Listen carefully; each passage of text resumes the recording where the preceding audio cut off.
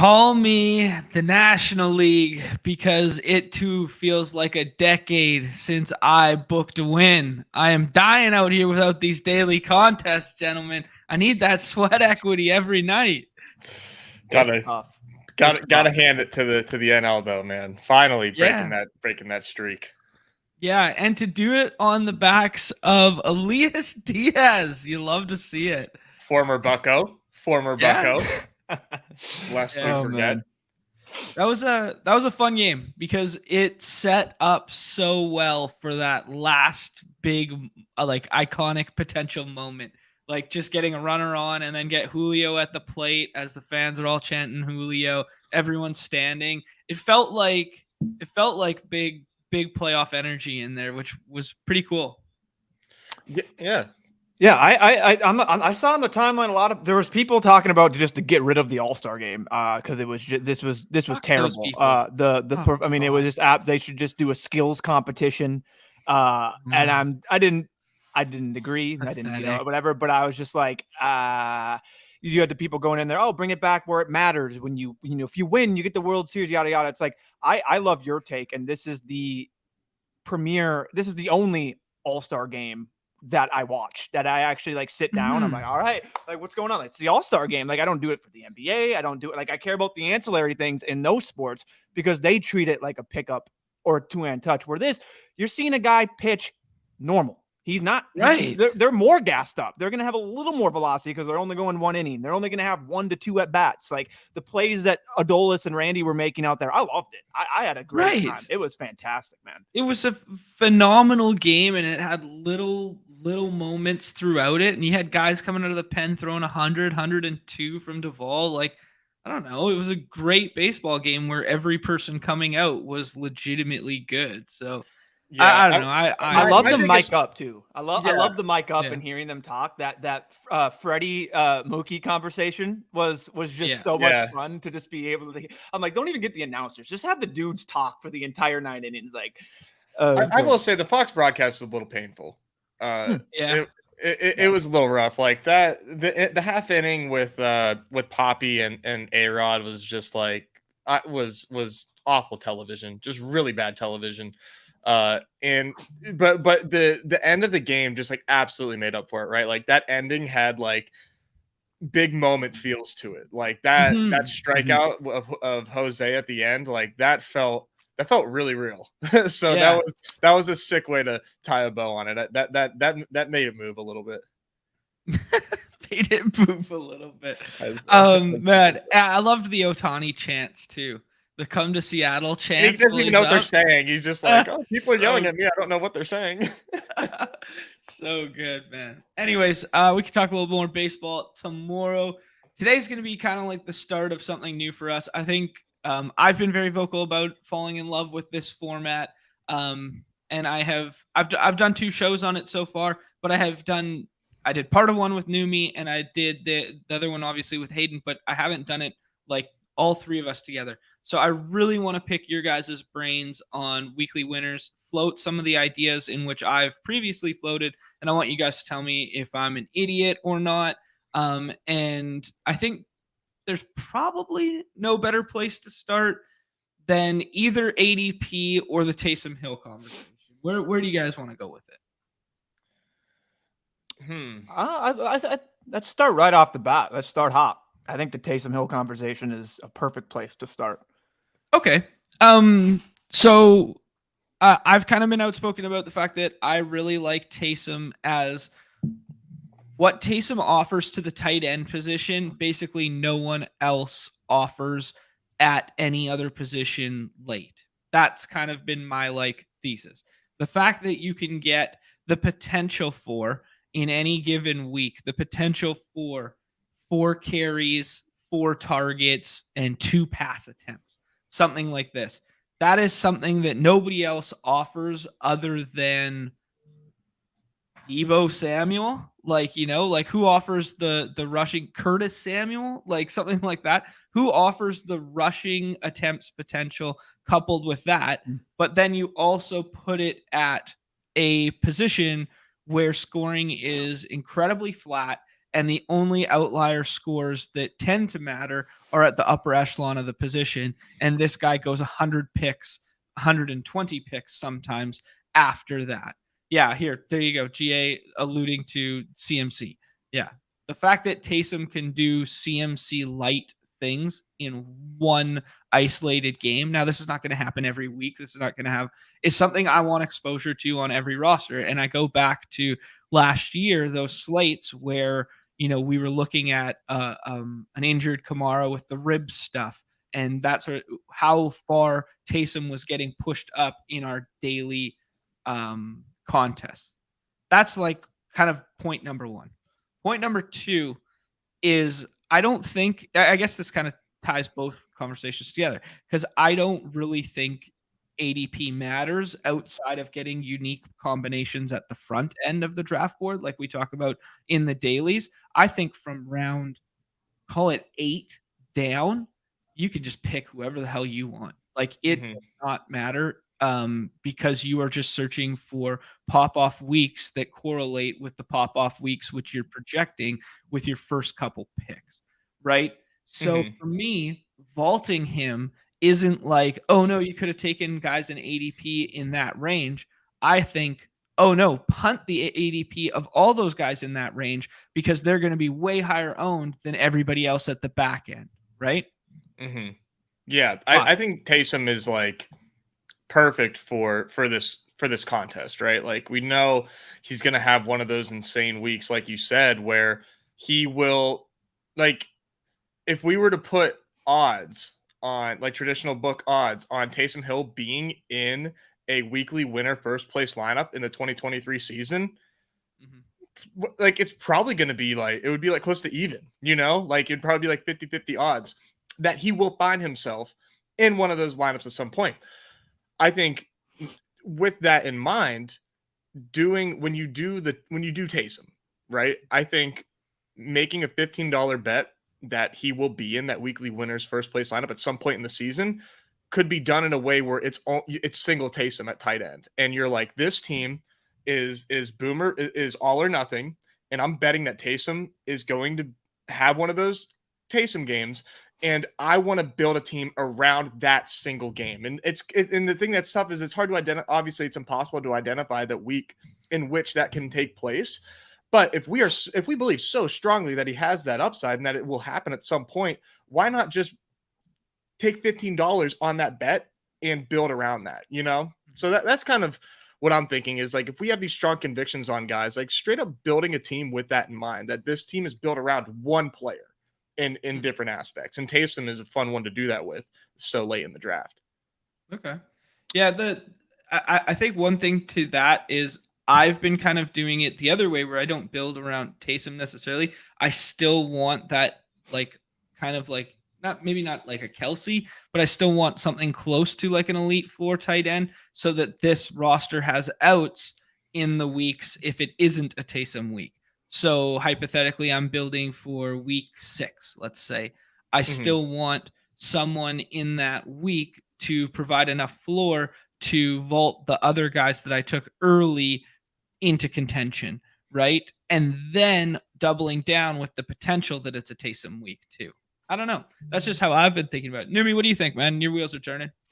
No, this is really like great stuff. And I think the point bringing up CMC and Taysom being CMC light, and then also putting what you said as being at the position of tight end just makes it, I mean, that's the appeal. That's the glamour and everything for Taysom. I was leaning more on when I kind of just thought I've only done one slow that I effed up, so it doesn't even matter. Like it's a chalk team. I actually want to show it to you guys at one point. It's so funny. I think building around Taysom is something that I would do more and bypass the elite tight end, because if Taysom's the guy that you need and he puts up that score, like you're gonna, sure, you can have like your thesis was your point when you were on with Hayden, great show. For anyone that hasn't seen that, go check that out on the Underdog Fantasy Football channel. Was you're going to use Taysom in your flex. And that's what you kind of were thinking for when you're building to that. Or like, I'm going to have Kittle here, but Taysom can also go in the flex, where I would just, my brain goes to just shoot the moon, get the single QB, single Taysom. And honestly, the risk that I like to do and what we're bringing out with Taysom is I would build my portfolio around strictly trying to get Taysom in all the weekly winners lineups, and then just have different lineups and combinations about that, where you're building in, you're building week 6, you were doing the command, whatever weeks you were doing, and then you had outs to other weeks. I think doing it in that style is something I would be more apt to do. But again, we don't know what's right. We just don't know. So I don't think there's a right or wrong. We all agree that Taysom seems to be the quote unquote skeleton key, at least in our minds, of how to approach this contest. I don't know what's right or wrong. What data will show if adding that elite tight end and then having Taysom, and then basically now you're going to put him in your flex. Well, what's the point of that if you already have 8-9 wide receivers that most likely are going to go in your flex as well? So yeah, it's interesting, but like the first team I did, I went and sought Taysom out, and like the jumping ADP and bypassing ADP is something that I liked right away, where it's just like you throw ADP out the window basically after round 5. We kind of say it when we got to our 7th inning stretch in our other drafts. Once you get to round, maybe 14, 15 in a BBM, you have 18. When you get to round 15 and beyond, just draft whoever you want. This contest sets up for that almost for me, like after the first 5-6 rounds, just start building out your weeks and your combinations. Yeah, I tend to agree with that. I'm not sure where the tipping point is on like projectable points and sacrificing them for unique routes, because technically if you're jumping from a round 5 guy to a round 8 guy, well, they're still both going to be 100% owned, aka 8.3% owned on rosters. So maybe it's not as unique as we think. You're just kind of sacrificing some value and skill there. But maybe the combination which you create by thrusting that player up is that you have, 3 guys on the same team that are all round 9 ADPs, right? And that's what creates the uniqueness angle. But I don't know where that tipping point is. Yeah. I think too, talking about ADP and how when we do battle royales outside of like the first 2 rounds, where that it is more important, like ADP truly is like, it doesn't matter. And I do think that applies in weekly winners, but you have to do it smartly. You have to be doing your homework either beforehand or mid draft to know when it makes sense to like forego ADP. And that's if you are, like one situation is if you have a lineup with a lot of the guys with the same bye weeks and you really want to maintain that same bye week and maximize yourself outside of that one singular week, then, reaching can make sense there. If it also maybe, if it correlates, that's even another bonus, but also knowing the divisional games or like lining up weekly correlation for multiple guys, just maximizing your correlation, I think, makes sense to reach on that. And ADP won't ever catch up to that because not everybody is doing that the same way that you're doing it. So it's kind of like that mental hurdle that we have in battle royales period, where like we respect ADP so much that maybe we have trouble getting outside of the box. But we've seen a lot of crazy shit in these weekly winners. So I don't think anybody's getting too pegged to ADP at the moment, but this is a lot. This contest is so refreshing just to have something completely brand new to think about. It's grown on me like a ton. It's grown on me a lot, and it's for me. Just quickly, I was using the ancillary tournaments, the time box tournaments, to be my slow queue. I'm now, I think, like done with my ancillaries. I've done quite a bit, and I think it's BBM time and weekly winners time, and I'm using my slows for weekly winners. So I'm kind of like bringing up an entirely new point here. I'm sorry, but I am using my slows for weekly winners because we can you have more time to research basically and do what I was just saying, and reaching for ADP gives you time to make smarter decisions. So yeah, weekly winners grown on me a ton. So I think there's a couple avenues to dive into and unpack from what you just said, Nez. Do you guys think so? Like the first thoughts were ones at the onesies and onslaught stacks from like one good premium offense. As you do more of these, as you think through the contest, do you think those are the ways to go? I still do. What do you think, man? Yes. Yes, it's just my brain goes back to I did what you did, and I think you went and looked at the battle royale winners and just saw. And I know it's different to maybe compare when you have an 18-man roster and all this and the large, but I've been trying to just think of what the reaction will be week one weekly winner, and when you bring up the ones at the onesies and over correlate, like I could see half of these weeks just be mess. The winner is a mess lineup, just a crazy just combination 8-leg parlay. Hit the nuts. So yeah, I when it comes to finding the optimal, I think that's what we're all trying to do it when we're drafting these. Well, that's another question. Hold on to that question. Hold on to that. Keep going. Your point of like, is this the way to do it? Like we're just, it's a brand new contest. We're feeling it out. It's a brand new game. Everyone's figuring it out. The cheat codes haven't came out yet. It's only been out for this. They have the tutorials out on YouTube. You can't go Google it and watch how to do the levels yet. You've only seen the prelim. The people haven't finished it yet. So that's why my brain just goes to, like, shout out Nez, because you always have the daily lens and you're always thinking ahead of what's going to happen when we're actually in week one and things are happening and like we're doing DFS style. It's like, yeah, I think you could see more crazy 8-leg parlays than what people are really thinking when they're building. Like, it needs to be specifically 1 week. You got to go hone in on, make sure you can get your outs here, have that large stack. Like, I think that's the way I'm building. That's the way I've been doing it as well.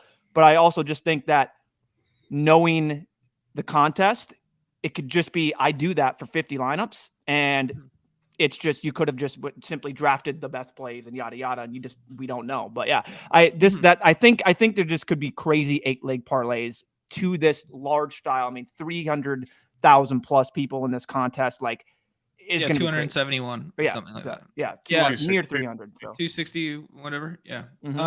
Okay. Well, that brings up an interesting point. Is if we think we need the optimal to win, like, will we need the optimal to win a given week? Because the optimal could include 2 first-round picks, and that might be impossible to obtain, right? Or the optimal might contain a 8-leg parlay, and everybody's building out like overly correlated stacks. So will we find a way to win there? Right. Yeah. Where's the tipping point for diminishing returns on correlation? Where's the tipping point on structuring for just 1 week versus structuring just random mini stacks all over the place that don't necessarily correlate division or correlate in a given week? Right. Yeah. I mean, as we talk about, like, you know, everybody's like first thought was like ones at the onesies and stuff. And like, for me, I really like taking that a step further and doing ones at the onesies, you know, and for not necessarily at the same time, but when doing the single QB build, actually doing it with somebody that is not elite and that's somebody that people would not think to do, because it just, to me, I like I mentioned with the Taysom, putting a $15 bet on Taysom Hill being the guy you need at least once, doing that with a team as well that people are not comfortable doing that with, because you have 17 outs for them to just pop the one time and you building around that. So one team that I really like to do that with, well, 2 teams really. One was the Dolphins and with Tua, and doing that with the Seahawks as well, because you can, you know, you pair just that entire offense and just like build around that. And just like, if Geno doubles hits, you know, one of these weeks, like, I'm going to be there, and I want all my resources built around Geno being QB1. Yeah. 1 or 2 of his guys needing to in there, and then just building around that. And to me, it just feels like people aren't comfortable enough to do that. Fair enough. Yeah, I do agree with you there that I do think if people build onslaught stacks and stuff like that, they're very likely to gravitate to the top end of the draft board. That's why Kadarius Toney is one of the cover boys today, because his ADP is pushed so far up because all the Mahomes stackage is gravitating to doing that, or doing that as a double stack with the Mahomes Kelsey start. Right. Right, wrong. I don't know. Just that's what we're noticing from the field. Yeah, well, kind of different segue, but I wanted to get your thoughts in terms of, like, if you're building out that Geno one, and you alluded to a Geno double, how many pieces of like Seattle are you comfortable having in one roster then? Or how many, like if you're building a quote unquote as contrarian many offense? as many as I want, because Okay. I'm thinking that that's such a unique thing to do Mhm. that nobody's putting that many chips on Seattle, and I think that, to me, that there's an edge there. So when I did this before, I'm trying to pull up the team so I can just kind of read off exactly what I did. I guess I actually tagged in Jared Goff because he fell late, but I did it, I think, with you, John, when you Uh-huh. did your stream with Hayden, Yep. and so so I just completely lost this team. Sorry, this is awful radio, but Go ahead. Yep. so I did with like Gino, all three of his pass catchers, Yep. and with and then from there I just threw in just like a bunch of like boom guys with them. So like Jameson Williams, MVS. I have Cooper Kupp, who I'm like saying, okay, like I bet Cooper Kupp will always be like a lineup that will start. And then a bunch of running backs too. So it's a 2-7-7-2 build. And I'm just hoping that I have the combination mostly with Gino there. So you can do that with other like QBs that don't qualify as elite. And I think that is like all like, I think that's such a smart way to play this contest, is to just make a bet around one team being that team for a week, and just like building around that team. Mhm. I like that. I like Baby Stevie's point in the chat here, where to piggyback the notion of getting super exploitative around like one player or a couple players, and then giving that outs to winning lineup by just building around those isolated players. I do think that's a sharp way to do it too, where you don't necessarily have to be like crazy over correlated to do that. You know, Mm-hmm. you just get hyper exploitative around like four isolated targets, and then build out contrarian paths around that. Yeah, Numi, you're itching, man. Tell me. No, it's just I like when in terms of the like the onesie, the one of the onesies, and basically giving yourself more outs, and then also in tandem with the eight like parlay. My thoughts just kind of like go towards me personally. I think I would build my portfolio single QB, single tight end, get as much Yeah. Taysom, and bet it and make the bet there, because then if these are weekly winners and I have a portfolio of 50 or 150, whatever you want to say, you're in there and you have as much Taysom as you want. You can mix in what other tight ends if you don't get them 100%. And then you're doing a mix of QBs. You're just doing 1-1. You're then giving yourself 16 outs on each team potentially to get that 8-leg parlay there. You're having 16 more outs versus you're adding another tight end, another quarterback. I know we're all on single QB, but it's just specifically the roster construction build. My brain goes to just random get different quarterbacks on each team and obviously build out correlation and patterns, but then still just keep it 1-1 and give yourself more outs where you get that one guy that is the one you need or separates you. Yeah. So it sounds like you guys are. That's the way my brain thinks about it. Whether it be right, wrong, I have no idea. But it sounds like you guys are kind of in lockstep with the ones at the onesie things. And the more I think about the contest, I'm low key like kind of walking that back a little bit, because okay, I think about the way we win a BR, right? It's rarely a triple stack, right? It's almost a double stack and a bring back most of last year. There were some one-offs, there were some single ones. I think the archetype of quarterback, if you're doing single, is high rushing floor, right? So you could do it with Lamar, Josh Allen, Hurts, Fields, Richardson, and then kind of like just cap it. That's not giving myself like a ton of paths across a portfolio to win, right? Because it implies that I have to have optimal in the flexes alongside one of those quarterbacks being optimal that 1 week. Because like how many times in this year is Taysom going to be optimal? I genuinely think, and I love Taysom and I love to do this, I genuinely think it's like 1, maybe 2, right? So like your lineup's just dead every single week if we're just playing like isolated Taysom. Or how many times do we think, Justin Fields is going to be optimal this year? 2? Way more than that. You think so? Way. Yeah. I mean, me, man. I feel like I'm the Bears guy here, but way more. You think more than 2? Yeah. Here's the thing for me, man, and I don't want to. Yeah, I don't want to get on a Justin Fields rant, dude. But yes, way more personally. Okay. Yeah, it's very interesting because like you start talking away from roster construction and you start talking into player take and like what's the word? Like talk away from the macro of like what roster construction could look like, and then you talk it into, well, it's directly defined by the style of player you're drafting, right? Because yeah, and I think you can kind of like look at like Kadarius Toney like that, where I think you can kind of build around, or you don't necessarily need like Mahomes with your Toney stuff if you are like adding Toney, and like I will say, like I think Toney's price in this contest is good. I think it is. I think he deserves to go where he goes, because you want to talk about a guy with the probability to be the wide receiver 1 at any point this season. Of course he can.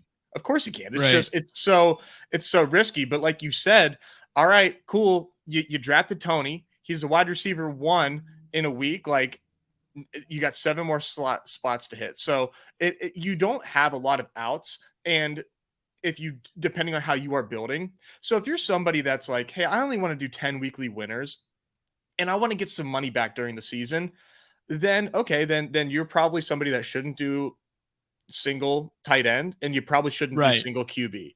And you should be, that's the takeaway. Yeah. And you should be probably prioritizing bye weeks. I think that should honestly be like a huge priority for you if you are somebody that is concerned about ROI. In terms of bye weeks, as in like, hey, everyone's on bye in week 7, so you stack teams that are playing on week 7, or you're stacking teams that all share week 7 buys? I would want my team to overlap on their own bye weeks. I would want like a lot of. I don't think you answered my question. I did. I want my teams to have the same bye weeks from various teams. Yeah. Okay. Cool. Mm-hmm. Okay. Yeah. That makes sense because there has been a lot of outs.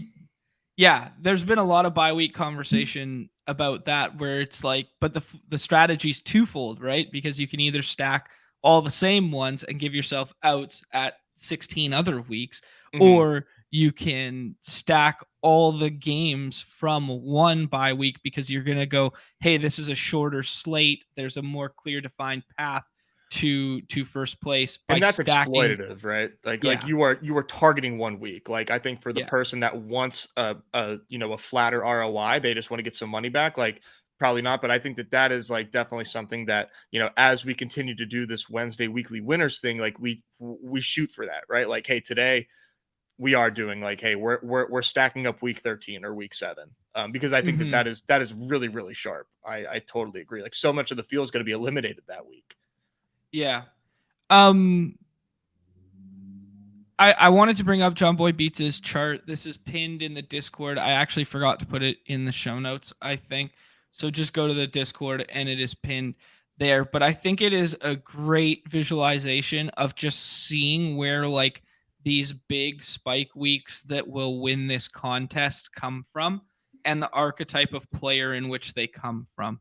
So like the Tua week, where you needed Tua in week 2. Well, that's a shootout versus Baltimore, which is a game in which we could probably circle on the calendar right now, if we were looking back to last year, stuff like that. And then you see, this is why there's so much talk around these kind of like top 5-6 quarterbacks here, is because look at all the dark blue that comes with these top end ones. You're giving yourself outs every single week, whether or not you have them stacked. So the second question for you guys then with the quarterback stuff is, do you feel comfortable taking these elite quarterbacks and then just running them naked and building out contrarian stacks alongside them? Because everyone and their dog who takes Josh Allen is going to want to stack them at some point in time, is going to want to. What if we just think about these players in terms of raw points scored, and we try and build to hit 8-leg parlays? I like doing I like where your head's at. I think that's kind of like the next evolution of this is like getting an elite QB and then stacking elsewhere and like not prioritizing necessarily if it doesn't come to us. And I think a good example of that would probably be something along the lines of like Mahomes. Well, I guess all three, because like with Mahomes, Hurts, and Allen, all their premium stacking partners are all really expensive. So you just kind of forego that and then make yourself really strong where their stacking partners are typically found. So like with Mahomes, it's like, getting a different tight end. With Jalen Hurts, getting really strong at wide out elsewhere. Obviously same with Josh. So I think that is like very much doable in a really smart way to kind of like you are doing the 8-leg parlay, but you're doing it smartly and not going completely random. Yeah, not right? just Like, taking a scatter Yeah. shotgun approach. I mean, how I view it is you're doing the John thesis of a BR week 6, and it's this guy. This thesis is this quarterback is going to be a top 3 quarterback, but he spreads it around, and none of the pass catchers are the guys that you need to bring it back with. And I think doing it in this style where it's 18 or 17 weeks, that's definitely more viable, because then you're just building out that, yeah, this guy's going to give you raw points. Maybe one of the pass catchers is not one of the guys you need to bring back and force it. And you, like you said, build elsewhere with mini stacks that then get you over the top. So I like that a lot. So if you took that approach, then guys, would you still build for one isolated week and like build around a game environment? So would you build around week 5's top of mind. Would you build around Josh Allen versus the Jags? Be like, hey, this looks like a good spot for some shootout potential. Josh Allen, I'm gonna take, and then I'm gonna take Christian Kirk and Evan Ingram. And that's going to be my mini correlation, is actually just going to be 2 run backs?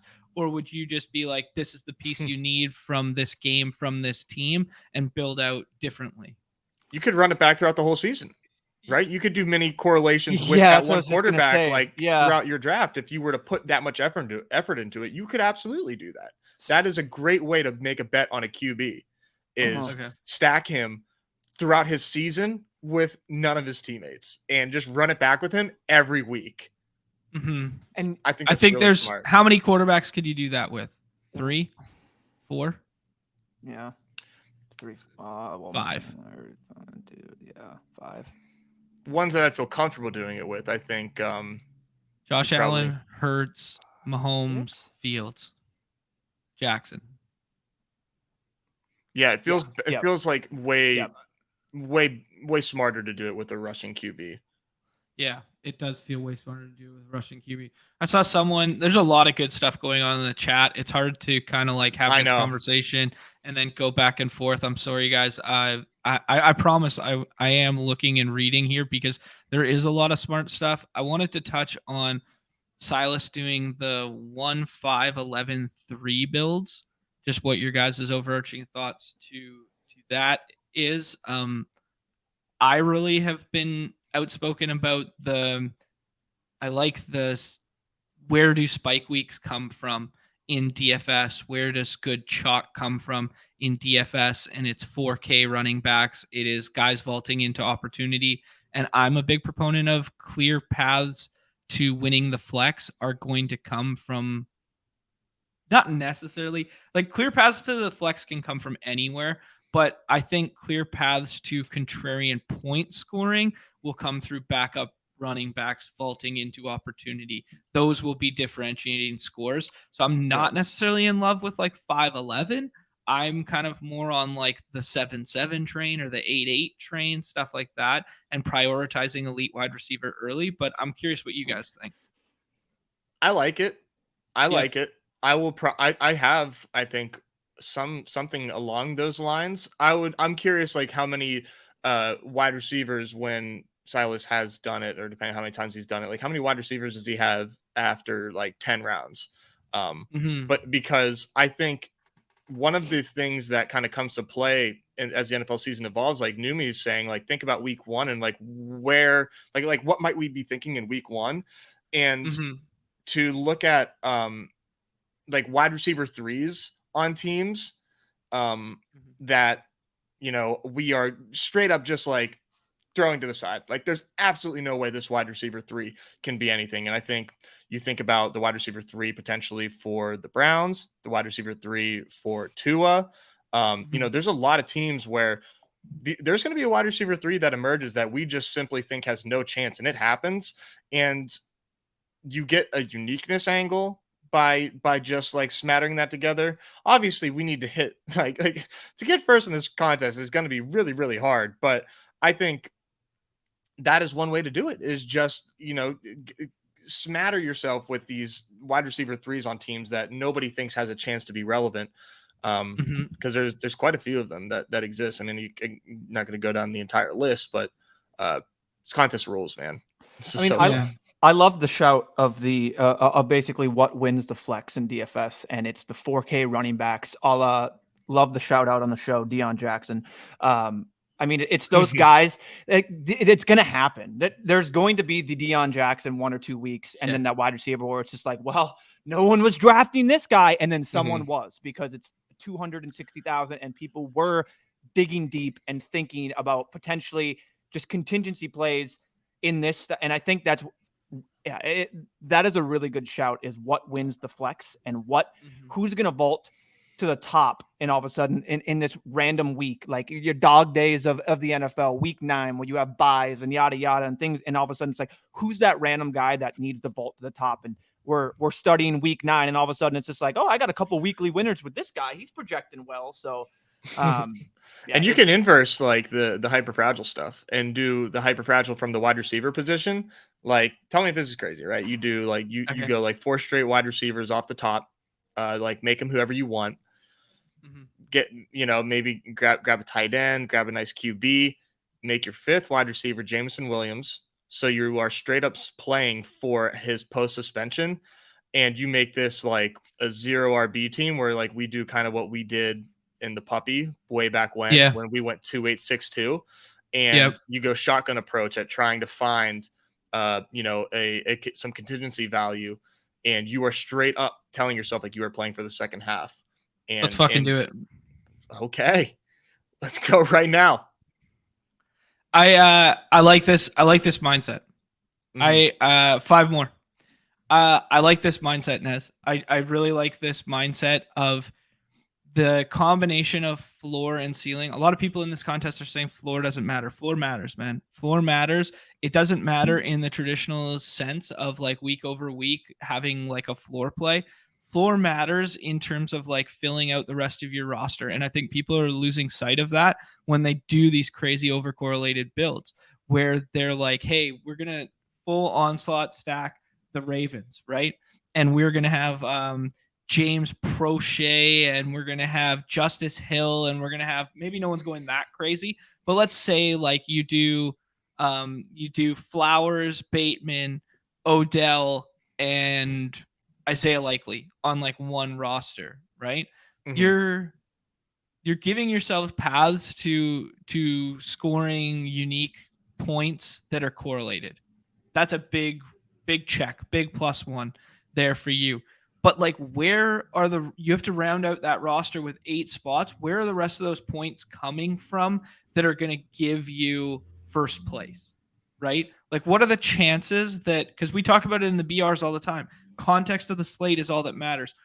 You literally need a game environment with like a 55 point total, an implied team total of like 28 points for the Ravens. And then they have to outscore every other team on the slate, because these are bigger slates too. They're not our 11 game main slates. They have to outscore every other team on the slate by like 2-3 touchdowns. Yeah. I mean, like that's pretty thin. I think you do kind of need to kind of pick your bets slightly when it comes to like the Ravens, because like you said, you are making that needle you have to thread so much smaller when you dedicate like draft capital to Likely and Prochet, when you also already have Andrews and, you know, maybe 1 or 2 of Lamar's teammates. All right. So this is like every decision is so incredibly important. I hate it. I mean, I love it, but it's no, it's fun. It's fun.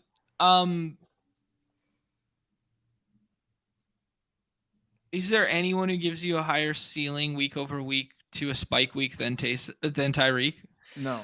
Not really. No. Yeah. The thing think that's fun about Tyreek AJ should be Brown is going you can pretty high, guarantee you too. stack them. But one thing that I just wanted to say was I'm getting in the daily lens. Maybe that's wrong. It's just no, it's thinking right. but 100% right. What did we do last year over and over and over in dailies? What was the thing we were fighting for? Two doubles.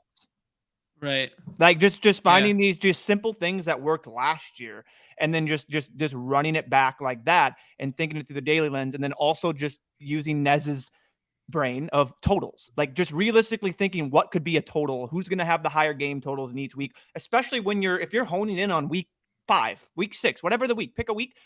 I think it's smart to try and be like, what realistically, what do you think these totals are going to be like? Because I think we have them for week 1. I don't think we have week 2 and beyond, but like they exist somewhere, but I haven't somewhere. But like you can do that and just see. Like the one thing that sticks out to me is like KC in the dome against Minnesota against that defense. Like that just screams Joe What's Burrow. That week 7, week 5. 6, 5, yeah. Or week 5. That screams the Joe Burrow game against Atlanta last year.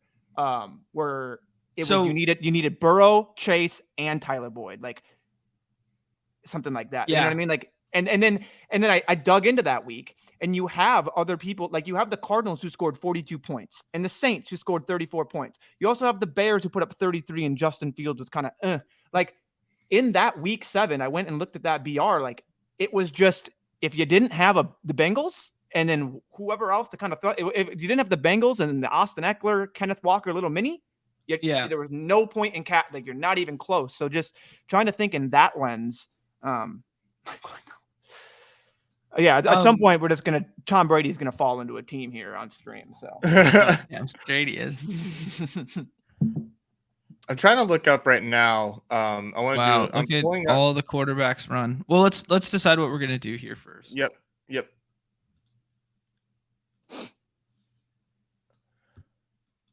So we only have Tyreek right now, right? Are we trying to get micro here? Well, we can get a double stack, like a double correlation if he doesn't go Wilson. Otherwise, yeah, or we get Waddle and we do the double. Yeah. I'm down for there's things here that I see. I mean, we could do that. You can get there's a couple running backs that I wouldn't mind. But I like the running back. Yeah, I like the double, getting the double stack here and setting that up. Let's try and do something fun with Miami. Pick a game around Miami now. Now, question, because you're talking, and as you brought up third wide receivers on a team, and maybe he isn't the third wide receiver per se, but Chosen Anderson.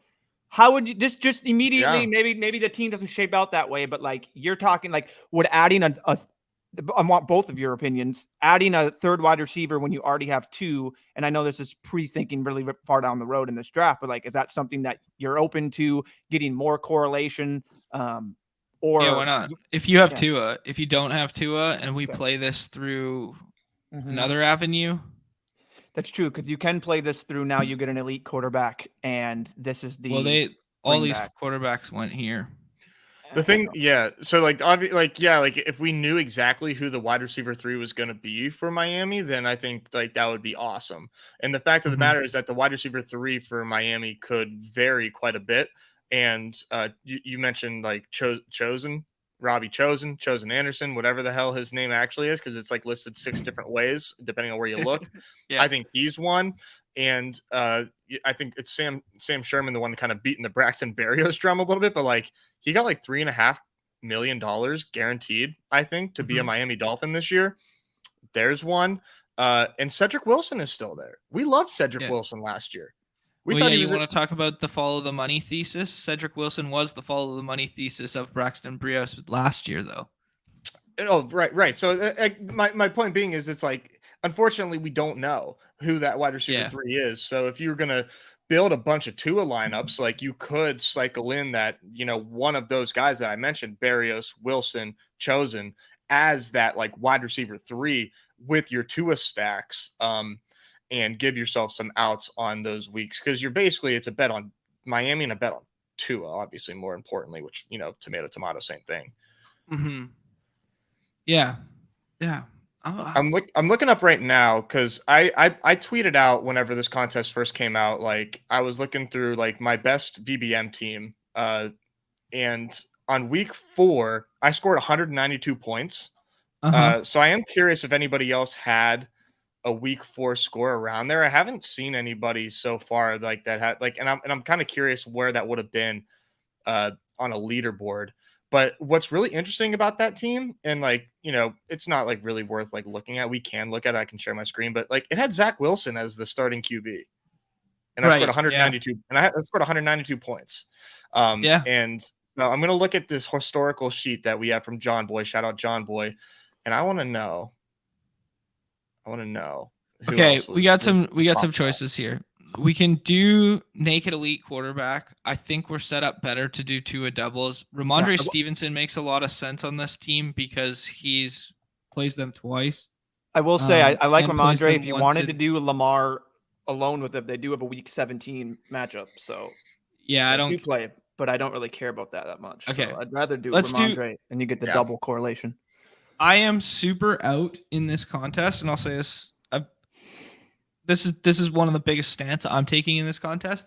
I'm not looking at the schedule past like week 6. I think that's probably so much can change in this game. We don't know shit. This is the most injury plagued sport in the world. I will leave my week 15, 16, 17 speculation to BBM and, trying to thread that needle. In this contest, I think one of the biggest things you can control is who's healthy early and who plays who early.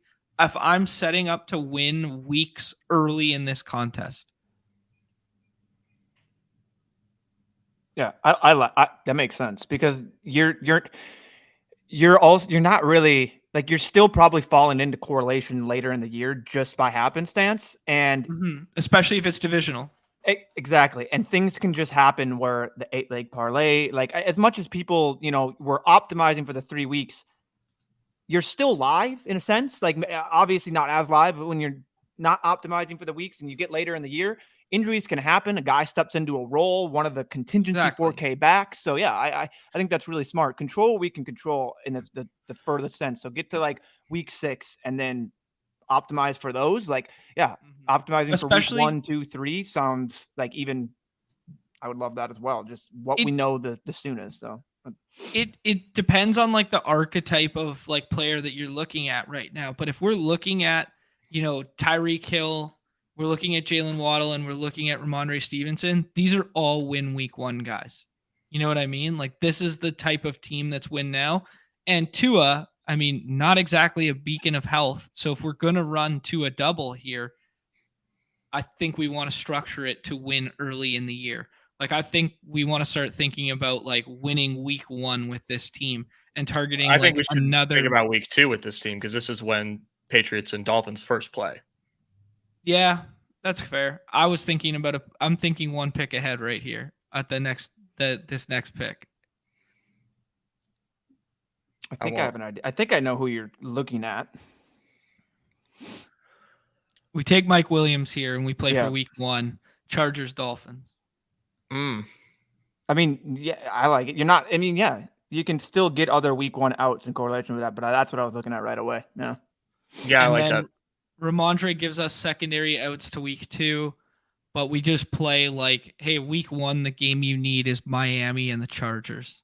Doesn't that feel like a fun pace up spot? New Kellen Moore in there. They just play track meet back and forth. Yeah, that has shootout potential written all over it. I like that a lot. I'm still working on good. A couple little like mini back stacks we can work on of other game conditions we like that week in the same vein as something I talked about with Hayden there is like the if-then statements and the double bubble leverage creation of, hey, what's another good game environment from week 1 that's going to have like the highest total? Well, it's most likely going to be Kansas City and Detroit, right? And it's like, well, how do we win Kansas City and Detroit through this lineup? Well, how about David Montgomery? You know what I mean? Like that would be a contrarian path to everyone who has building out the front end of those stacks with Mahomes, Kelsey, and building out Amon-Ra St. Brown and stuff at the top end of draft boards. Well, let's find a different way to win that. How about David Montgomery, CEH, Jerick McKinnon, something like that? Yeah, this is a fun game to build around. I'll scour these week 1 and week 2, and we also get Patriots week 8 as well, which is nice. The bummer with the Miami, if you want to go like divisional, is they don't have they get the Bills week 18, which really stinks because that would be fun to double up with Miami and Buffalo. Like that there. snow game last year. Oh yeah, that was a blast. Now the thing that's also tough is when we have so much riding on us getting Tua, it's when do you pull that trigger? I think we make this one pick that I have in mind, and then we pull Tua in the 6th there, and just say everyone has a quarterback on this side of the board already. Yeah, because people do not care. I will say, yeah, people do not care, and especially if you're on stream, they might care a little bit more just to make you miserable. So yeah, on the way back, I think that might be the time. This pick for me right now is Kyle Pitts. Agreed. Okay. Yeah, I kind of like, because if we're going with the thesis of week 1 here, I kind of like the little bit of Carolina, Atlanta feels kind of gross. The bye weeks of 11 line up with Ramondre. Just kind of a good. Carolina also is fun because it stacks. It goes with little Monty week 5 if we go that way, and then Miami week 6. So that's 3 out of the first 6 weeks that Carolina would go with Kyle Pitts, and then with Monty and the Dolphins. Nice, good call. I like how this is setting up right now. I think giving yourself an out for Ramondre, I'm really warming up to Ramondre as we kind of march down the offseason and we look at the issues that exist with some of these 3rd round running backs and the potential for veterans signings on their own teams and just like team concerns. I don't really have concerns about, like, I've been seeing more Ramondre Stevenson FUD than like I thought I would be seeing, and I don't think there's any way that the Patriots offense as a whole is as bad as it was last season. And I'm not really too worried about Ramondre Stevenson's role, dude. He was the guy. And he catches passes, man. Yeah, like no concerns for me. Like on Ramondre, I'm like really, really like warming up to Ramondre. Yeah, the catching passes thing is the big thing. One fun tweet that I saw from our boy Mark just tweeted out like an hour ago was the 2 truths and interpretation is over for you to decide. But he goes, targets are the equivalent to roughly 3 carries for expected fantasy points at RB, which was pretty. I mean, you take it for what you want, but it was an Alvin Kamara tweet, so he's talking about that and brings that up. But I mean, the targets is a real big key there, and take out, Ramondre. I was just looking at my phone at my Scott Fishbowl team that's going down right now, and I think Ramondre was RB7 off the board. Yeah, because you get those like 0.25 points per carry there, I think. Yeah. Yeah, and even if he's one that if I don't think Dalvin Cook ends up there, and any of the other guys that were to end up there, I don't think would really chew into Ramondre. Like, it's okay that he's not a 90% snap rate guy. Like, that's okay. Like, hardly anybody is, and it's probably beneficial for him not to be, so he doesn't get hurt. Yeah, I think that works out nicely. All right, we're up. This is Tua. What's his ADP? Yeah, like right here. QB. Yeah, 100%. You can't. Like, there's no point in getting cute for like Miles Sanders here to hopefully get to on the way back. Like, yeah, but we get that mini. We get that mini, that Miles Sanders and and Kyle Pitts week 1 mini. That sweet mini. and with absolutely no other than line of scrimmage here, who's in the chat. Shout out LOS. all these no badges though. Oh, they can't wait to take Tua. Colton's in the chat too. Oh, it's Colton Slade? Yeah. What up, Colton? My fault. Saw I him missed you earlier. Yeah, that was good. All right. Oh, yeah. What up, man? So, yeah, this is good. This is good. Now I think I'm curious what your thoughts are after that pick, after this Tua pick, because that I think like now this team is like now we're rolling. Now push the plane. You want my thoughts? Just push the plane. Push the plane. All right, next draft. Wrap it up. No, it's just an hour show. We're done. See ya. Roll the ending. We'll come back tomorrow and dissect the autopilot. I think this is where things get interesting, right? There's still one player that I want on this team. Yep. And outside of that one isolated player, I think we could either ape into week 1 because we have this mini stack in week 1 or something like that, or we could just go Miami schedule. What's next down the line for Miami in the first like 3 weeks, right? We get Denver, we get Buffalo, we get the Giants. Okay. So which of those game environments are good in week 1? Well, Buffalo's at the Jets.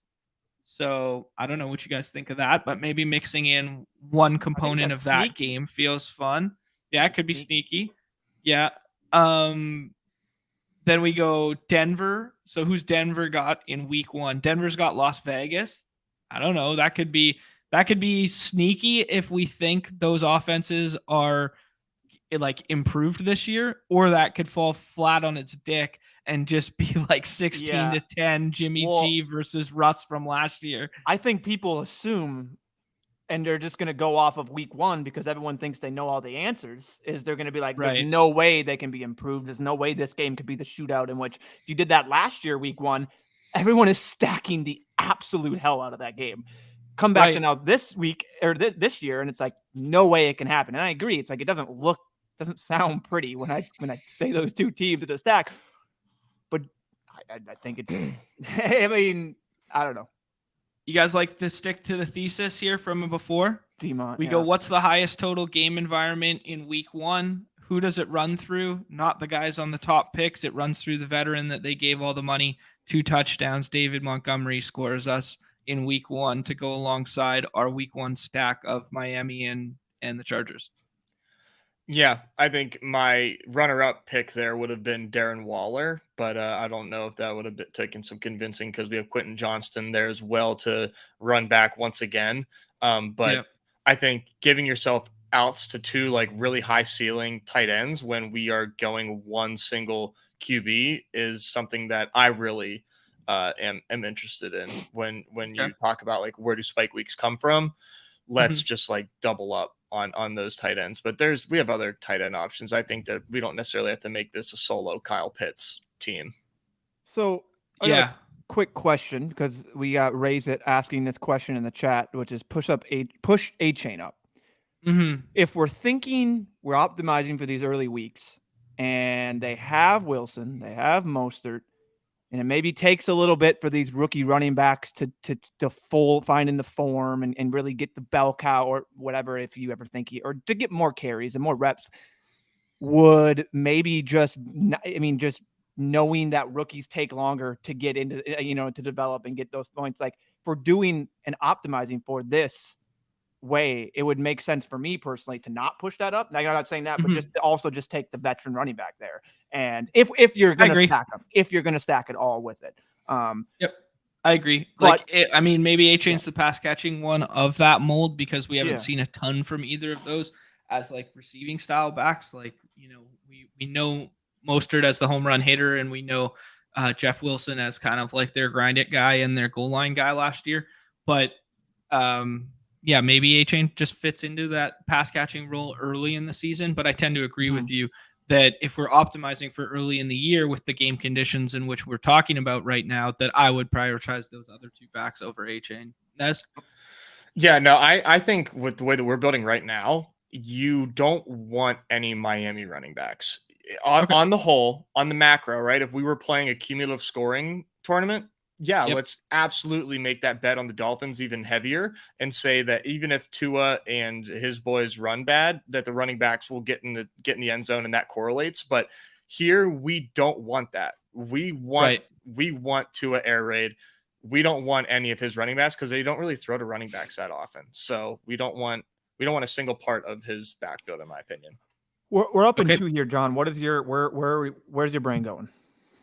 Oh, you know where it's going. I have an idea. This is the range, boys. This is the range. I don't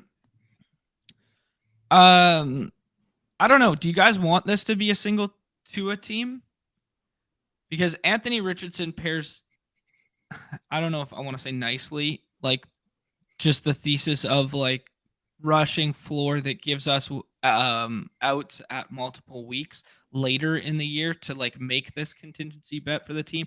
But if we're really focusing on early in the year right here, I think this is the Taysom pick right now. I would not advocate for Taysom here. I would probably. Who do you want? I could go for Elijah Moore. I could go for. You guys make the pick here. No, you guys gotta make the pick. You have 8 seconds. You gotta make it.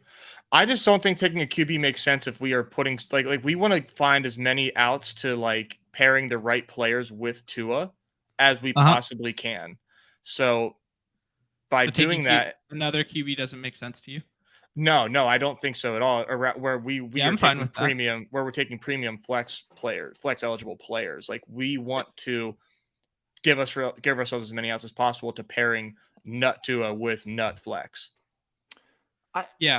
I would have been fine with the Taysom pick there. We can get Taysom in like 2 rounds. I get that, but it's the I don't need to explain it. You've already explained it on the show, but it's you say it more eloquently than I do of your reasoning why you're going to take Taysom when you could easily get him 2 rounds later. But go ahead, say it. You say it better. Well, we forfeit these middling projectable points that are all scored by everybody, and we get slightly unique right now because, like, if we just look in isolation, like, it's week 1.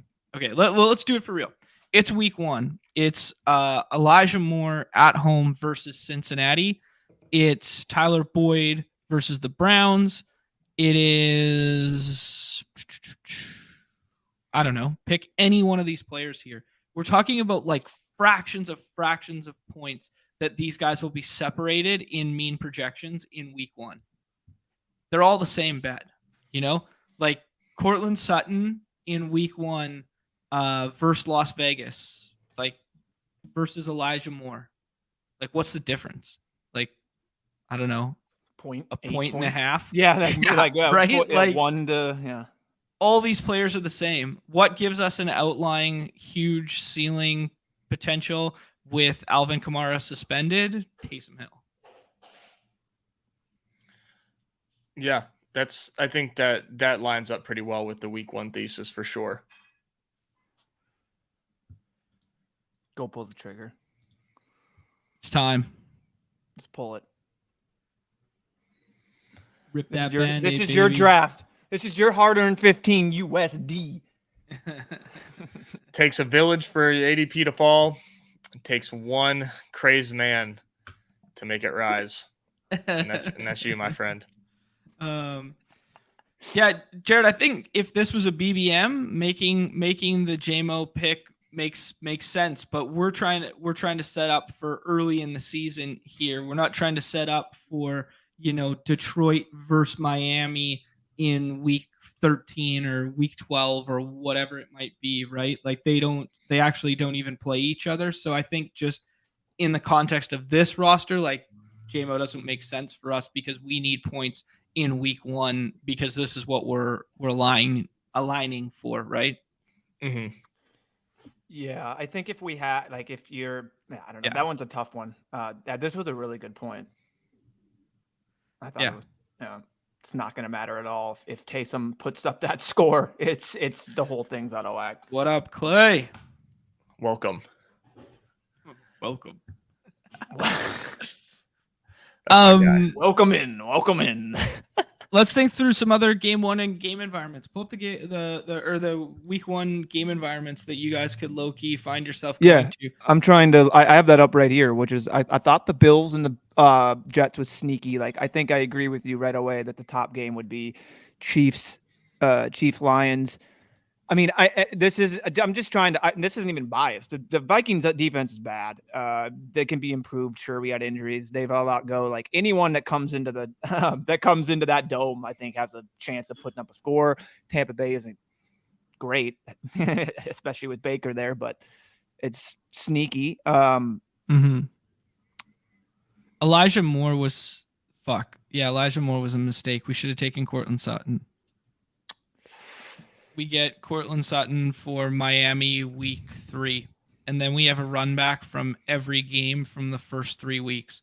So we get Chargers with Mike Williams run back. We get New England with Ramondre run back, and then we get Denver with Sutton run back. Fuck. Yeah, there's so much to to project all at once. So you want to talk about like week 1 though?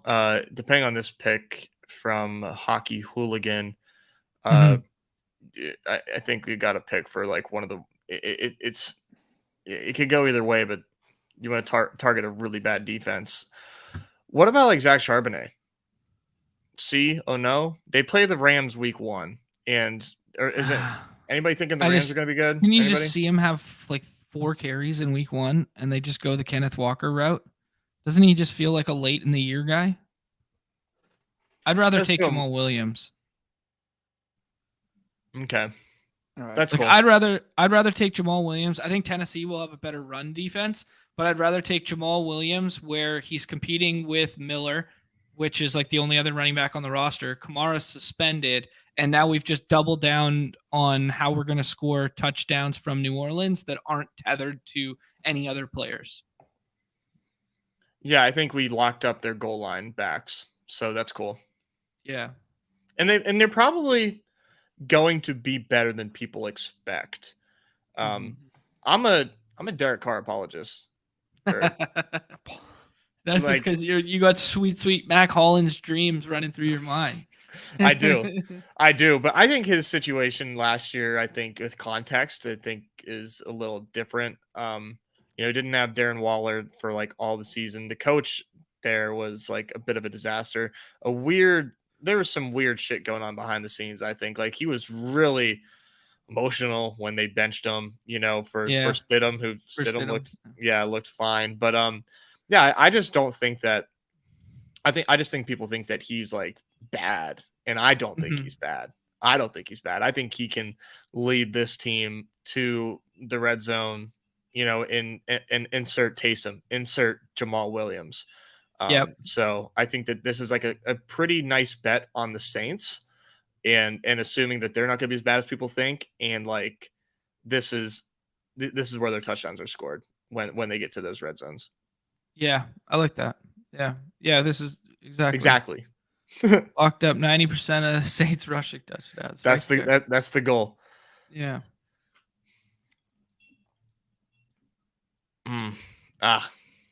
There goes old Khalil. Yeah, I would have liked him on this roster comparative to others. There's staring us. A-Chain just staring us in the face, right? Like it's just like it kind of gives us paths to multiple weeks too, but it might be crazy to pass him if he's just sitting here. Yeah, I think at that point, I agree. Unless you have anyone else in mind. Well, the only other thing I would say is going another avenue in week 1 and week 2 and trying to pinpoint Giants players that we like and just scrolling the F down. But I think A-Chain, now that it's just kind of happened to us, I think we just go ahead and be like, whatever. Yeah, it's fine. It's okay. It works. It's okay. Exactly. But we know that this is going to be like one, it's going to be like 1772, right? That's correct. 14. It'd be 1782. 17. Yeah. something, or something along those lines. But Yeah, I do feel like, strongly about making this single Tua and finding the right pieces. Okay. Then I think we should start thinking about Giants, because we got Giants Dallas in week 1. NFC Beast might be kind of gross, but I don't know. Those teams can play themselves into some high scoring games once in a blue moon. I imagine the team total or the game total for that one right now would be like 47.5, 46.5, which isn't like incredible, but it's better than some of the other games I'm considering on the slate. Why Giants? Giants play Miami in week 5. Okay. So we kind of want to, I think we kind of want to do Denver, Buffalo, and Miami from now on. And Denver, Buffalo, Miami in week 1 all have like decent. Buffalo and the Jets, Giants and Dallas, and Denver plays Las Vegas. Okay. So, I mean, all of those look like decent, and they all line up with the first 5 weeks that Miami's playing. So, like, little mini runbacks off of Miami created through those games. Okay. Also, just throwing it out there, if you want, Mingo also stacks and correlates with a lot of the first weeks too. If you want to pay, I'd rather do Thielen than that. If you want to go that way, if you want to go like play, I was just saying, I was just going. Yeah, I'd rather do Thielen because he's just kind of like the veteran guy that you hit early and then you not. You don't have to sell me on Adam Thielen. Do you guys like Mims? Heartbroken. I like Thielen. Okay, let's do it. I mean, he fits exactly early. I mean, did you want to talk about give anyone 4, 5, 6 weeks and then you're dust? Screams Adam Thielen. Yeah. Give me the veteran guy who's going to score 3 touchdowns in the first 4 weeks and then just be done. On this team, that's basically what we're going with, right? That type of profile. Yeah, somebody that's going to peak early. Chad, you're queuing guys up that are like 2 rounds like prior to their ADPs. Of course, people are going to just pick people at the top of the ADP, and you're not going to get fallers. Like, there's no way. Like, when we took that running back that he had, I forget who was it. Montgomery. Like, he would have been right at your ADP or a little bit of a value for you.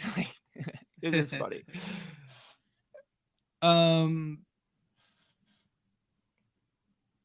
Did anyone pull up week 1 totals?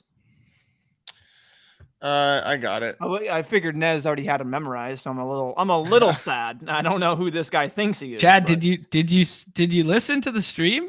Taysom was always going 2 rounds ahead. Yeah. You would have gone 3 if Nez would have allowed, but there was nothing I could do about it, Chad. I'm sorry. So Lions and Chiefs 55 pacing the way.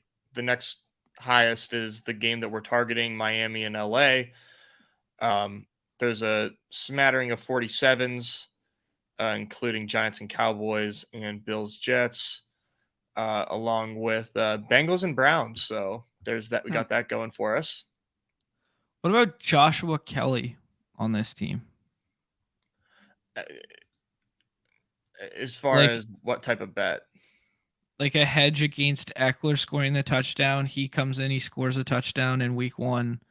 Eckler doesn't get home. He factors in by scoring in your flex. I think it's Hodgson's, though. Hodgins for our game stack? Yeah, for our week 5 plus our week 1 correlated pieces. The guy you need from another game. Okay. I mean, Josh Kelly fits that 4K running back mold. like anything. I mean, yeah, but and they have nobody else on the roster. True. That's the point. It seems to be a very picture this type thing. like Eckler doesn't get there. It's Josh Kelly. He's a usable week. But I mean, I can see it. Like I could see it. Mm-hmm. Where would you pull the GA? Where would you pull the trigger on Kelly? Would that be something? Would it just be like I'm going to pull it now, or like, or dude? like Okay. Or, here's my thing with this contest right now, where I think everybody is wrong and I think I'm right. Is every single player from 150 through 239 is the exact fucking same right now to me. But like Josh Kelly is absolutely not the same as Rashid Shaheed and KJ Osborne. Absolutely not. Right.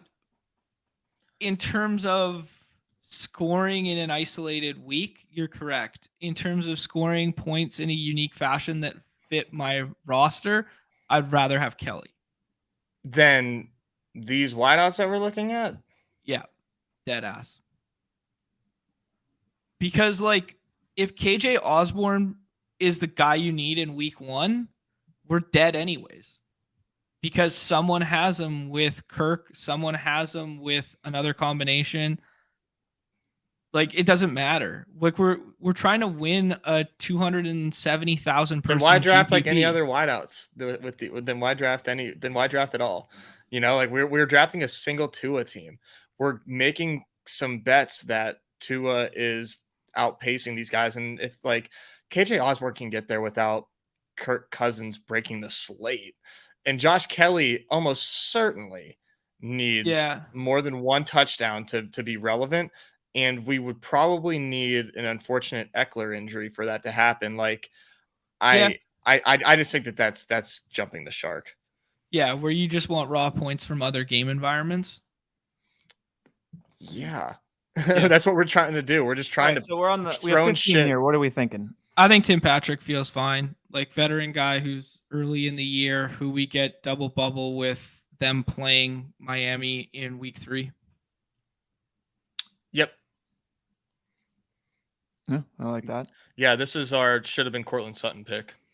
Yeah, agreed. And what's fun about the Giants too, man, if you want to keep doing Giants, like pass up Paris Campbell and that like way too inflated ADP and instead grab Hyatt or Wandale. See, I wouldn't grab either of those. I'd grab another guy over those two because both of those guys have like the archetype that I don't want on this team to win in week 1. Like if Wandale's the guy you need to win a week, he's never going to be the guy you need to win a week. He's 5'0". He's going to have 4 carries or 4 catches for 50 yards and 2 scores. Like I don't see that. Give me Darius Slayton. Like Hyatt, you could see because he could break the slate in the same fashion that like Chosen Anderson breaks the slate, where he goes for like 280 and 1. You know what I mean? Like that kind of makes sense, but I don't really want rookie wide receiver in week 1. Yeah. I don't blame you there, but like as far as investments into players, like no like really larger investment than drafting a guy and having him on contract for like 5 years. And Wandale was a high draft capital. Hyatt is not necessarily high, but I love Hyatt's profile. I just think that as far as parsing the murkiness of the wide receiver room in New York, I'm kind of that's where like I am looking towards. And I think Wandale showed us in his very small sample size that he can make something work with that, especially with Dayball being the coach and how well they seem to be scheming around Daniel Jones. I'm just kind of warming up to that, but you know, that's totally fair that doesn't fit your early season archetype like that. That's totally fair. Like I'd rather take a shot on KJ Hamler in week 1 than Hyatt. Okay, man. You're this is like the 5th time you've lost me today. I can't because like I cannot co-sign it's the Mac Hollins. It's the Mac Hollins thesis. Like if Hyatt scores points in week 1, he's 100% owned. Like if KJ Hamler scores points in week 1, he's 2. And the path's the same. That's why like this contest is like so gal brain, I think. But I kind of like doing the Devontae Parker and doubling down on the New England bet for the game that they play. Yep. I think that's the pick here. Okay. Doing a little run back action. I think we need running backs now. We do. And I think you can. What are we at? What's our construction right now? 1-4-8-2. Okay. So we do like, I think these last 3.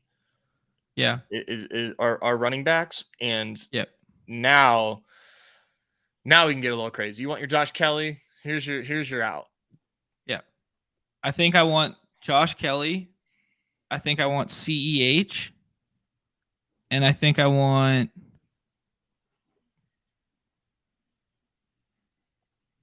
I'll wait on the last one. Okay. I want to see what this Chase, because you can't really see the what's this Chase I'll Brown update. I'll take the last one first, I think. Okay, yeah. Let's see what you got going. Curious. This draft right now just reminds me of the Woody meme where it's just like, hold up, let him cook. I'm just literally subbing over like, Nez, hold up, let him cook. Like let this man cook whatever he's cooking right now. And at the end we'll see. Deontay Foreman falling to us would have been like so sick. Would have been so sick. Because he kind of neutralizes like Justin Fields type of week, and that's a good point. He's probably going to get touchdowns. You could do Jeff Wilson on this team, and just go all in on Miami for multiple weeks. If you wanted to do that, I kind of like going Cordell Patterson. Those are the two. Like Cordell Patterson was one of the three that I wanted. Who do you guys like? I like I think Cordarrelle. Got some contingency value too, if because I mean, obviously we are optimizing for early season. It's not like this team has no chance in hell later in the season, right? So I think Cordarrelle gives you some strong contingency value. If God forbid anything would happen to our beloved Bijan, like he's in that rotation with Algier. Mm-hmm. Like the Algier's contingency value, dude, is probably it's hard to argue. Like Jalen Warren maybe has better contingency value. Like Tyler Algier's contingency value is so enormous, and I don't think it's being baked into his ADP. I don't think people remember he ran for 1,000 yards last year. People don't remember that Atlanta had no business taking a running back this draft. Yeah. It's truly, they could have waited they could have waited to round 2. But instead they're like, hey, the running game is set up. Like let's unlock it even further with this generational talent. But I mean, he is like the 0 RB target is for me is like Tyler Algier. Like there's nobody that vaults further in their outcomes if something contingency wise. Yeah, sure does. Yeah. He didn't do anything wrong last year, dude. All he did was just that's right. No, he didn't do anything. All he did was show us that the run game was strong. And they're like, oh well, what if we bring in a generational talent? That's fine. Let's do the one thing that we have proven that's not great for NFL teams, and that's draft a running back in the first round. Let's get green, baby. Okay. Wow, these names. They're names. They're beautiful. Sure. They're so beautiful. There's my sweet prince. Literally Prince. the Narek Prince. Oh no! Dang, there goes CEH. CEH I love because like the if then thesis of other game environments, right? Because if we're looking like this roster is tethered to win week 1, right? And if we're looking to win week 1 and we know there's going to be points scored in another game environment, how do we neutralize those points being scored? Through our guy, right? Is this Chuba? No. Oh, I mean, Kelly, obviously. You could do Chuba and have like a mini run back off of that Atlanta game. I'm not opposed to it, but I think the path is, I don't know, it's probably the same. Take Kelly Kelly has contingency value late. Like we spent 16 picks trying to crush the first half of the season. Kelly gives you outs contingency wise if something were to happen. I would never think like that. Like when I make my are you thinking Josh Kelly has any value with Austin Eckler healthy? Like he has none. Yeah, like just as like the vulture goal line where you get like a little bit of double bubble and then he becomes like your third RB on a team where he has like 12 points. Because I do think contrarian 12 plays better than chalk 15. I mean that's certainly true, but yeah. I think that is like pure wish casting. Austin Eckler was so efficient. For sure like he was way too like over efficient in the goal line last year. And maybe that's sticky. Maybe it's because he's smart and he knows how to get in the end zone. But to me, that is like okay, here's later in the season, just in case. Like, see, like I don't think I would ever build just in case in these rosters, like ever. That's my mindset. Well, you round 17 and 18, dude. Like, we're spinning narratives. You know? Yeah, but I would still spin those narratives for week 1. I don't know, man. Like, I'm playing this contest you cannot else. look me in the face seriously and tell me Josh Kelly has value week 1. Like, I'm sorry. Like, he does not. He does not. He does nothing. Eckler Hammy week 3 preseason. Week contingency. 2 That's straight contingency, though. That's what I'm telling you. Like, and that opens up the doors for insane combinations because of how good this offense could be in LA, and nothing wrong with that at all.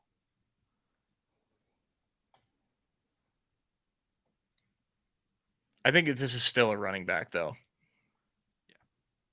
What do you think? Well, I think it's a really gross name that nobody else is going to agree with, and I'm going to pick him. Oh, Jesus Christ. Is it still a running back, or are you just... Oh, yeah. Picture this, boys. Aaron Rodgers. Everybody's talking, oh, yeah, the Jets have turned the corner. What do the Bills do? The Bills walk into their house. They blow the fucking doors off of them like they're supposed to. Oh, and who punches in? Who punches in 2 at the goal line in week 1 to shove it down their throats? The man that they gave all the money to protect Josh Allen rushing at the goal line. Latavius Murray, double bubble leverage. Here we go. That's the best pick you made all day. Thank you. That is fantastic. That now we're talking. Yeah. Now we're talking. You got Nez fired up. He's already got 2 more drafts on queue. He's ready to go. He's like, Latavius Murray can get there without any injuries, dude. He can just straight up be the goal line back. And we're all like kicking ourselves because we're sitting here with like all this Damian Harris exposure. Like, you were supposed to be him. Right. Yeah, I kind of feel like that. I was going to look up one thing. Who were we talking about before this? Josh Kelly? Yeah. Josh Kelly. Let me look up Josh Kelly's efficiency metrics here, eh? All right. While if you and Neumy can review this team and talk about Josh Kelly, I have to escort me lady to an appointment. So Godspeed, everybody. Yeah. Chat, go ahead and sauce this team, please. Don't let them get away. They've sauced it from the first pick, brother. Don't let them get away with this. There is all different sorts of sauce on this. Not 3 or 4. Not 4. Not 5. All right. Yeah. Here, I got the branding for you guys. I'm gonna give you a real smooth transition. Ready? See ya. Peace. Oh crap! Damn it. Real smooth. Oh, brother. Yeah. Here. What round? Allen's airing it out. Gets Nyheim Hines to get there. I thought you were going Nyheim Hines. When you said Buffalo, all of a sudden I'm like, are you going to take Nyheim? Oh, my goodness.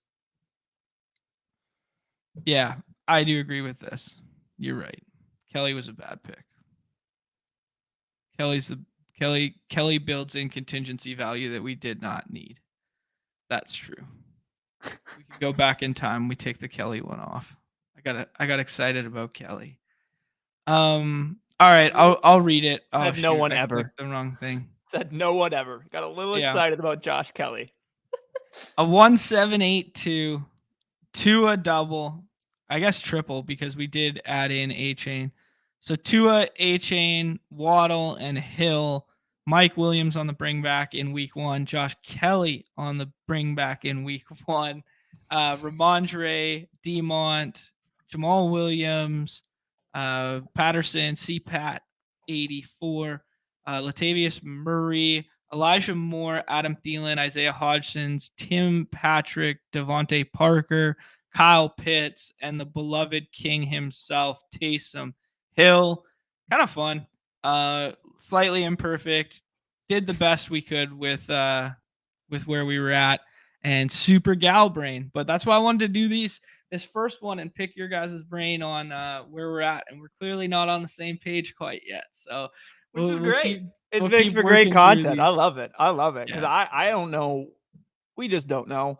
And like No, my we brain don't is know. spinning over this contest, and like I just love the guy. I mean, I love the takes. I love hearing Nezzy being so confident, and I love hearing you be. I'm not confident. I'm just throwing whatever sticks at the wall. What could be less own? You know what I mean? Like it's a fun little on the opposite sides there. So yeah, it's a real. I mean, this contest is. It's perfect. I said it again, the whole video game thing. It's like they literally added a limited time mode and it almost rejuvenized it, like the space in that. I mean, it's just boom. Now it's like there's two things to talk about. Which one are you doing? This and that. Yeah, it's awesome. So shout out. This contest is so much fun. Yeah, agreed. Let's do this. Let's wrap it up. We're gonna do baseball tomorrow. This is a good question in the chat here from Colton. Yeah, the kind of like stock baseball build. If you guys are jumping in that $7 contest for the first time, I think I would say 677. 677 feels the best for this contest. In years past and stuff, I think people would have said 866.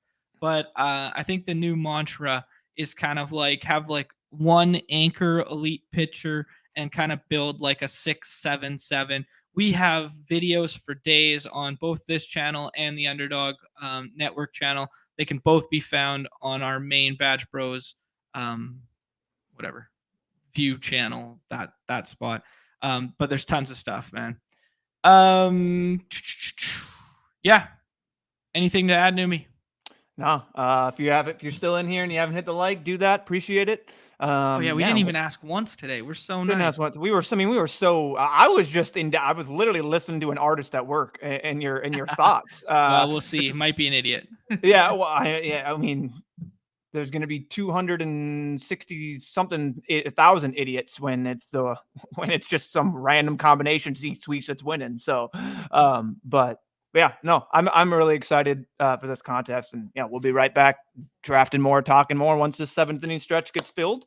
Because I think the next days we're doing tomorrow on the channel, 7th inning stretch on the Underdog channel HQ, and then right back here on Friday with another 7th inning stretch. Since Friday might just I can't do Friday, so we'll discuss that whether you guys do something or not. But yeah, all right, let's hit that wrap it up box. Appreciate everyone being here.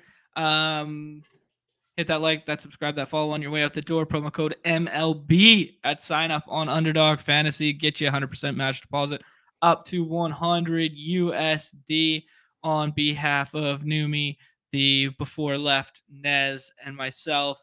This is the absolute insane gal brain week winners crazy fiasco dude lighting 15 USD on fire for everybody else's enjoyment.